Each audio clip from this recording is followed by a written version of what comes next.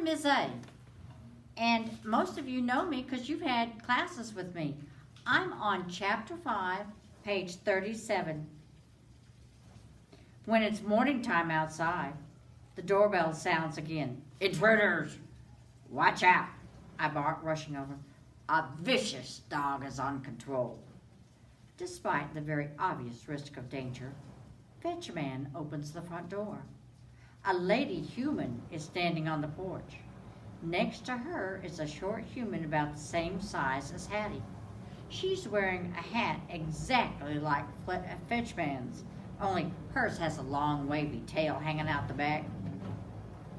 Hello, the lady human sings.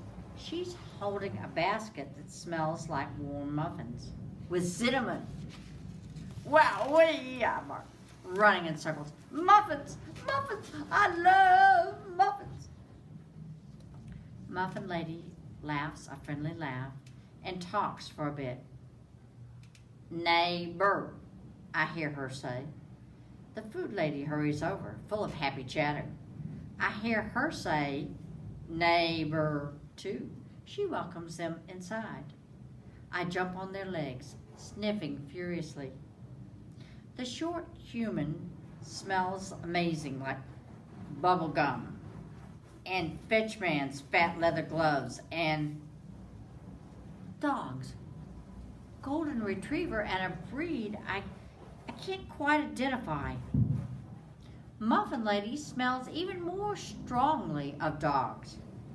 Familiar dogs. Food Lady is smiling at Muffin Lady like she's her best friend. Did I mention she's carrying a basket of muffins? And they smell so warm and cinnamony. I leap higher and higher, my paw batting her knee.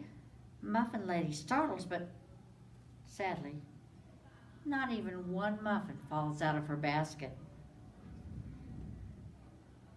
Fenway, Fetch Man scolds.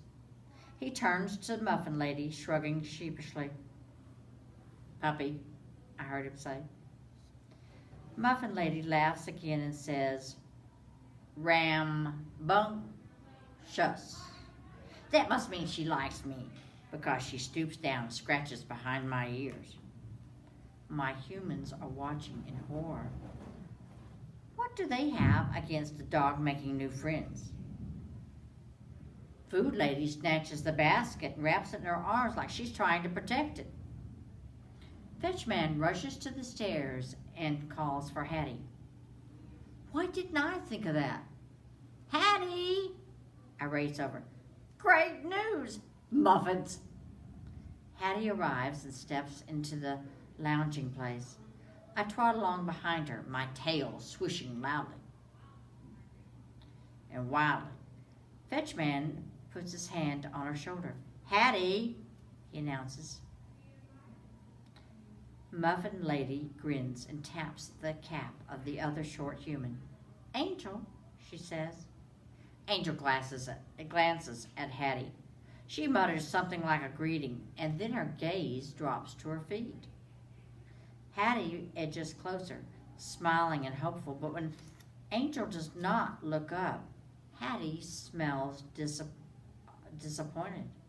Next thing I know, the food lady herds everyone down the perfect running surface and into the eating place, except me.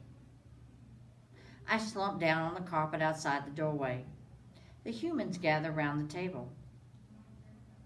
Pretty soon, they're all chattering, having a good time, munching on those muffins, and the warm smell of cinnamon taunts my nostrils.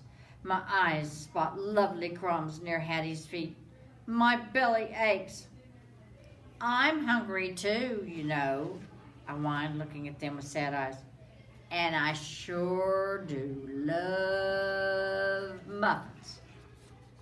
Muffin Lady and Angel glance over with puzzled faces, like they've never seen a starving dog before.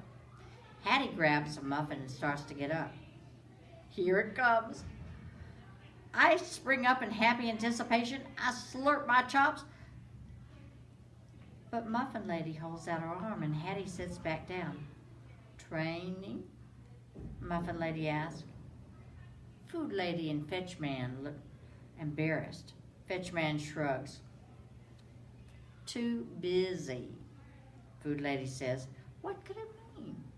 It can't be good, because Hattie has clearly given up on bringing me that muffin. Instead, she stares straight at me and leans out over her knees. Fenway, she calls in a sweet voice. Whoa, is she nuts? Does she actually think I'm going to run onto that wicked floor? I slink back down and lower my head, my gaze firmly on my short human. Muffin Lady pats Hattie's arm and nods in approval. Hattie holds out a chunk of muffin. Fenway, she calls, even sweeter this time. That muffin looks so yummy. I sink down deeper into the cushy carpeting, my tummy empty and rumbling. This is not how my Hattie behaves. She's supposed to bring it to me. It's all so horrible. I mean, they're having fun without me. There must be something I can do. I get up and wander around, trying to think, and before I know it, I'm at the sliding door. Ha-ha! Why didn't I think of that sooner? Hurry, hurry, I wail, jumping up and down and scratching the screen. Somebody let me out, right now. It works. Hattie and Angel appear at my side. They open the door and we all zoom through. The short humans blast down the steps and I'm right behind them. I'm ready for fun. The grass is wet and puddly. Still no signs of other dogs, but it could be worse. At least there are no squirrels. Hattie and Angel have a head start, but I'm up for the chase. I'm hot on their heels as they run through the grass. Of course, I'd rather be chasing the chaser, but sometimes it's okay to mix things up. But when Hattie and Angel get to the giant tree, they stop. I get a bad feeling. Hattie points the way up high, leafy branches. She shows Angel the laddery steps on the back of the trunk. As I'm barreling over, Hattie starts climbing. Come on, she says. Angel smiles, but she smells hesitant. I leap up, pawing the bottom rung. No fair, Hattie. We can't play chase up there. Come on, Hattie says, halfway up the tree. She's obviously heading for that little squirrel house again.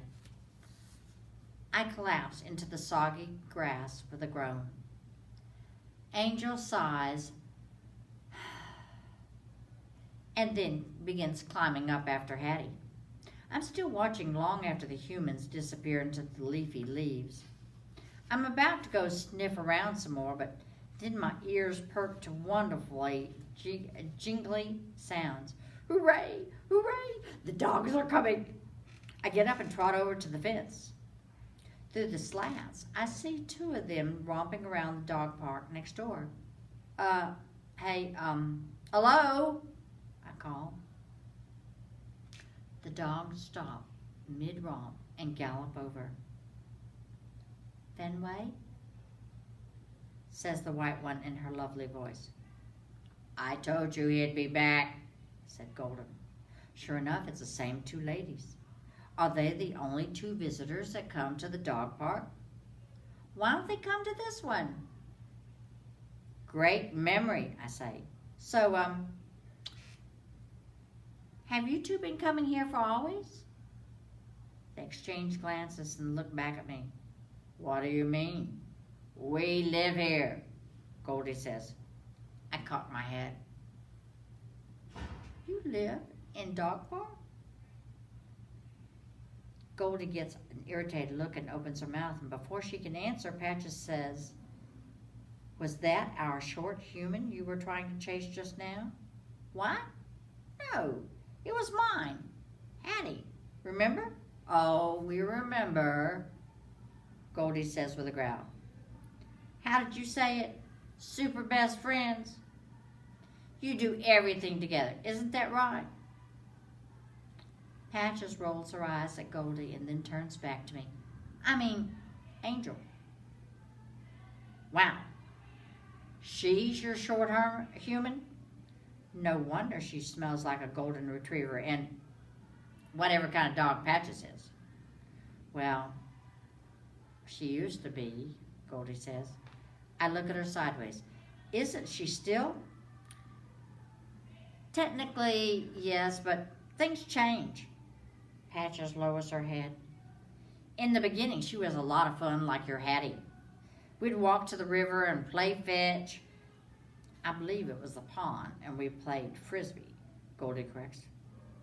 Fact is, Patch says with a faraway gleam in her eye, she used to be great, and I thought she'd always be that way. Goldie scowls. I knew it wouldn't last.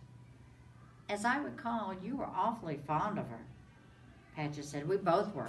Well, she had a lot of potential, like most short humans. Goldie says, it's so tragic. Short humans never stay interested in anything for long. Sad but true, Goldie huffs. They go from one thing to another without even looking back.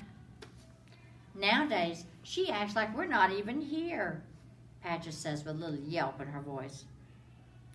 Goldie paws the ground. She's totally forgotten about the good times we used to have. Gee, that's a bummer for you, I say. But not all short humans are like that. Hattie's different. Goldie snorts. Are you sure about that? You don't know her. She's completely devoted to me, I insist. She's the best short human ever. Maybe that's how it was before, Goldie says, drawing out the last word. But it doesn't look that way now.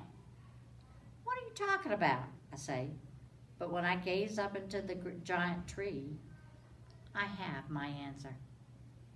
Hattie's smiling face is poking out of the squirrel house window. Without me. And a massive boulder crushes my heart.